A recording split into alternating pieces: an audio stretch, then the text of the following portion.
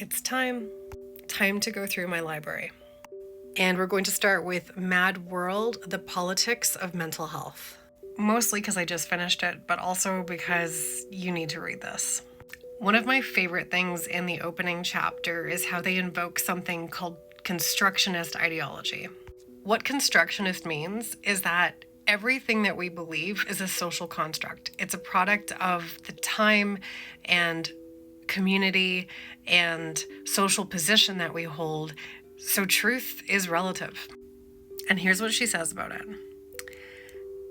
A political approach cannot look only at the causes of what we call madness or mental illness. It must also be constructivist, interrogating the very concept of madness and mental illness, prizing them apart, questioning their function. Where do these concepts come from? Who do they benefit? Who do they exclude? And really importantly, are they formed from the people with lived experience? I also really love this sentence. Suffering should be seen as a social and political concern rather than an individual one. So we can't separate the person from their context where they're living. And if you are neurodivergent, if you're racialized, if you're in the two-spirit LGBTQ community, there are so many social reasons for you to have the symptoms of mental illness. Not to mention poverty. Poverty makes you pretty damn depressed. And then she asks on page 10, what is the utility of sanity or rationality in a world in which sanity means the death of oppressed people and the planet, and rationality means the logic of the market? Damn good question. The first part of a book has a lot of history on mental illness, from asylums to the birth of psychiatry.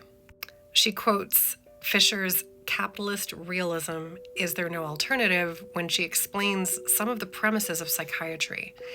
That biological psychiatry is politically convenient to neoliberal capitalism because it pins distress on the brain in the form of chemical imbalance rather than the social or material conditions. There is a real mic drop on page 55 where she says, our mental health cannot be disentangled from the intertwined systems of white supremacy, ableism, gendered oppression, imperialism, and capitalism. And this is very much true. When you actually look at the DSM, so much of the suffering that we are examining is the way that people are experiencing distress. And so much of that distress can be because of these social positions, labels, and otherwise divergences or oppressions that are imposed on them in the society where they live. Not to mention psychiatry's absolute focus on functionality. And a lot of this has to do with, are you holding down a job? Are you in, a heteronormative, cis monogamous relationship? Like a lot of functions that not everyone necessarily ascribes to, but they definitely uphold capitalism. She describes a personal experience of a survey that she did on racialized students and their experiences in therapy, and how much of their time was spent trying to explain the racism or the culture that they came from to the therapist. So she writes, ultimately, many students found that the only forums equipped to hold their experiences were explicitly political consciousness-raising groups and peer support spaces. Why is that not considered mental health care? Even before I started doing trauma therapy, one of the projects that I worked on at a community health center was digital storytelling. And that allowed people to condense their story and decide what the meaning was of their story in 3 minutes. And then we gave them the red carpet treatment when they showed their videos to the public. That is medicine. Making meaning of your suffering, sharing in a peer group, celebrating your journey. She includes a whole chapter on work and how work can be very harmful to mental health, which is unfortunate because that's where a lot of people spend a good chunk of their day, especially if they're working multiple jobs, which really makes me think of my refugee patients and how hard they have to work to make ends meet. The evidence is strong that low-paid, low-ranking work makes us sicker, physically and mentally. Fun fact on page 86, that work is referenced almost 400 times in the DSM-5, and that mental illness is responsible for about 50% of disability claims. After COVID hit, I would guess it's higher. This is what's called an invisible disability, something that nobody could notice from across the room.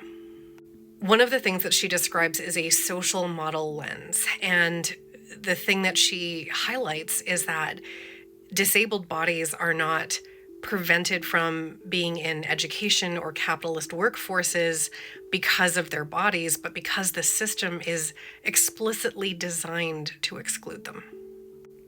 And this is such a good point when it comes to both work and education. I can't think of how many times I've tried to help a person try to come up with accommodations for mental health. And I'm not saying it's that much easier for physical health, but for mental health, it's almost impossible. She describes some limits to the social model of disability, which I won't get into here, but I really just appreciate how she tries to take as many different lenses as possible and different perspectives. She does describe how the neurodiversity paradigm has benefited from the social model in that people are recognizing the importance of neurodiversity. It's the same as biodiversity. This is something that humanity needs. Chapter 6, Diagnosing Diagnosis, is one of my favorite chapters. Listen to this. Diagnosis does not reveal internal realities about our body-minds. Rather, diagnosis is a particular lens for thinking about different body-mind states, currently dominated by a medical industrial complex that expanded in line with colonialism and eugenics and continues to be inseparable from capitalist desires.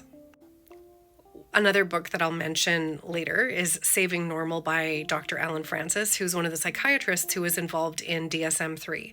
And he explicitly says how many people who are involved in the development of DSM have complicated relationships with this pharmaceutical industry.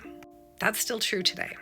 She highlights a fact that I see all the time, is that psychiatric diagnoses have a low inter-rater reliability. What does that mean? Basically, they don't agree. You could see 10 different psychiatrists and you might get 10 different diagnoses, or 40, or 3. There are some that are more clear-cut, obviously. So somebody who has schizophrenia that has auditory and visual hallucinations and complex tangential nature of their thought process, that's a little bit easier to reach consensus. And there's other people who can check all the boxes and get diagnosed with ADHD. But the problem is that a lot of those boxes are not specific to a singular diagnosis. There's a lot of distress that overlaps, and you could have distress from something like obsessive compulsive disorder but end up diagnosed with anxiety. Because the author's from England, she used some case studies of things that I'd never heard of before but were really interesting.